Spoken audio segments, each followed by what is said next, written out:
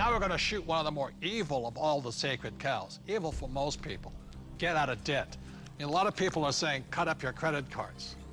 I think that's really ridiculous because a credit card is not the problem. In fact, I love my credit cards. I don't know how anybody could get along today without a credit card. But the credit card isn't the problem. It's lack of financial education is the problem. The entire currency supply, all of the dollars in existence, require debt. You can't have a dollar without debt. A dollar is just an IOU. It's borrowed into existence either by the government creating a bond which promises to pay interest, you've got to pay out of future taxes, or people create currency by taking out a loan at the bank, fractional reserve lending. Every month there's a payment due on those dollars that you created. Right, and this credit card is a fast way of creating money because there's really no money in this card. See, let's say I go to the store, there's no money in it, and I charge $100. Like magic, $100 is created and it flows into the economy. That's why debt is good. But when you abuse this, that's when we get in trouble. So I think, Mr. Rodney here, you see the horror stories of bad debt, don't you? Yeah, I've seen people walk into my office that make $150,000 a year, but they have $250,000 in credit card debt. Let's face it, we live in a credit society and you do have to have credit. And we have to learn how to survive and thrive in our credit economy that we are. But people are walking in and they have this bad debt. They're asking, what do we do with it? Well, number one, you try to pay off the bad debt so you can invest in good debt, which would be real estate. And we love debt, don't we? Yeah, we have a lot of debt. Our real estate that we own is all basically financed with our tenants. So that's what I consider to be good debt. So when we get real estate, we get proper leverage, and it's paid by all the residents that live in all of our projects. Well, and it's not just real estate. Business is the same way. I mean, we have good debt in business as well, so that the business is paying. We have debt in our business. That's how we grow, and it's the cash flow from the business that's able to pay the debt, and the debt creates more cash flow. Time out. Capital gains versus cash flow. See, in my opinion, 90% of the people invest for capital gains. That's why they say, well, my stock price went up or my house went up in value. That's capital gains. People like myself understand cash flow. In other words, I want a steady paycheck every single month.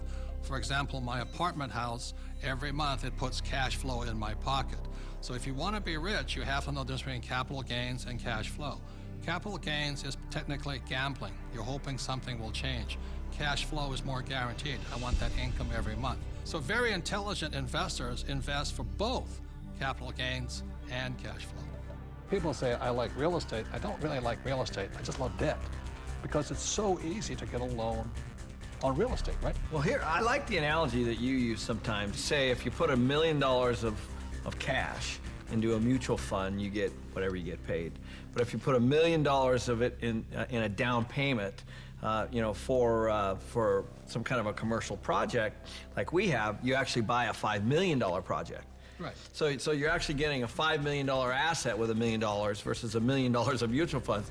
And so the value you're creating on that real estate is on the $5 million, not the $1 million, by using banks' leverage. And the tax benefits that you get on the real estate isn't on the $1 million either. It's on the $5 million. So you not only increased leverage on your cash flow and on your growth in your asset, but you also increased your leverage on your taxes. Well, here's what we're doing. We get these loans, the tenants are paying them off. That's the point. Oftentimes people don't look at that. And they're paying it off with after-tax dollars. Yeah, they're moving into our places, they're paying our rent, we're taking that rent and we're paying our mortgages, and our mortgages are getting paid down to zero. Wait a minute. Ken's talking about these $1 million deals. Let me tell you how I started.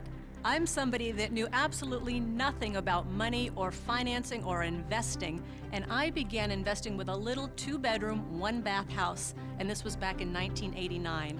The house cost me $45,000. I had to put down $5,000, of which I didn't have, and I had a mortgage or good debt of $40,000. And the reason it was good debt is because every month I would collect the rent, I would pay the expenses, I would pay my mortgage payment, and at the end of the month, I had a positive cash flow of $25. Now, It wasn't a lot, but it was a start. And from there, I learned, and I did my next investment and my next investment. So it was good debt because that debt put money in my pocket every single month. Just if people understood that there is such a thing as good debt, because I don't know how many people I talk to, but when I talk about debt, oh man, debt is the dirtiest word in the world. That's the four-letter word, debt. Because they're not educated, No, that's why. and people are raised, and I was raised to get out of debt. You see, this is the thing. You go to a bank, and the banker will sell you mutual funds. But ask them if they will loan you money to buy those mutual funds. The answer is no. But if we go in and we say, we want to buy real estate, oh, how much do you want? It's because there's collateral. Yes. They actually have something physical.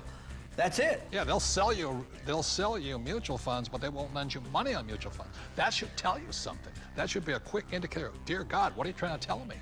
You know, and the other part about it is, too, is that borrowed money for real estate, is that after tax, pre-tax, or no tax? It's no tax. Anytime you're borrowing money, there's no tax on that money. You can use that cash. It's not taxable at all. So if somebody wants to borrow $1 million or save $1 million, it'll probably take them $2 million to save the million because tax is going to take 50% of it. Right. But I just go straight in and borrow $1 million, which they give us. It's great money. I love my banker. I'm not saying bankers are bad. They're fabulous because they give us the money. All they want is their interest. We keep all the appreciation, depreciation, amortization. We keep all of it. They're the best partners of all. So I'm not anti-bank and I'm not anti-debt. I'm anti-lack of financial education because there's good debt and there's bad debt.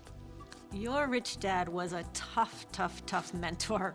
But, you know, I think some of the greatest mentors are tough because a really great mentor will push you to go beyond where you think you can go. And that's some of my best mentors. That's what they've done for me. Yeah, and I didn't always listen to my rich dad. I still remember I did the real estate course, you know, and I went running out in Honolulu, and I found this condo, and it was for $64,000, and it didn't cash flow, so I went to see my rich dad, and I said, but it's going to go up in value. In other words, capital gains. He says, never buy anything that goes up. It must cash flow. And I said, no, it's going to go up. And we argued and argued and argued.